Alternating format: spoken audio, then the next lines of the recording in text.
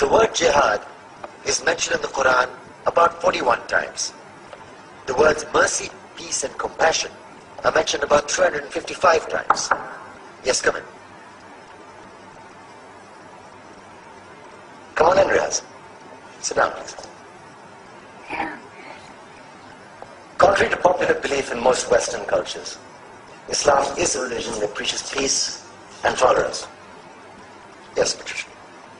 If Islam truly is a religion that preaches peace, then how come the world's most troubled spots, the West Bank, Afghanistan, Pakistan, Iraq, they're all plagued with Islamic terrorism? Well, that depends on your definition of terrorism. Some might argue that the U.S. invasions of countries like Iraq and Afghanistan are also acts of terrorism. Those were acts of war to get rid of despotic regimes. Or a means of getting at a country's oil.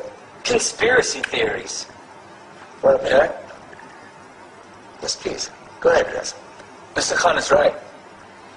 I mean, if we're talking about terrorists, the world's biggest terrorists are the white superpowers. Come on now. No, really, stop and think about it. Explain 9/11. Okay. Do you know how many people died in the Twin Towers strike? Around 3,000. And do you have any idea how many people died in the bombing of Afghanistan?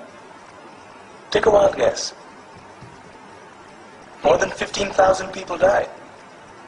And that's just conservative figures. About 50,000 tons of explosives were dropped on innocent civilians.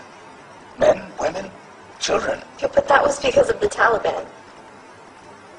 Now that you brought it up, did you know that the Taliban was a creation of the CIA to fight the Russians? Whatever. They were still harboring terrorists. Yeah, right. Terrorists that were never found.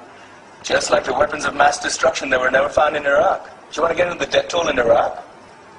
500,000 civilians and counting. And what do Britain and America say when they don't find these weapons? It's simple. They just say sorry. And still refuse to relinquish control of these countries. What are you trying to say? What I'm trying to say is that just because you're American, wear a fancy suit, and call yourself the president, doesn't make you any less of a terrorist. I'm saying that if you don't stop meddling in other people's countries, you will face a backlash. If Muslims like you feel that way, then why don't you get out of our country? We will. As soon as you promise to leave ours.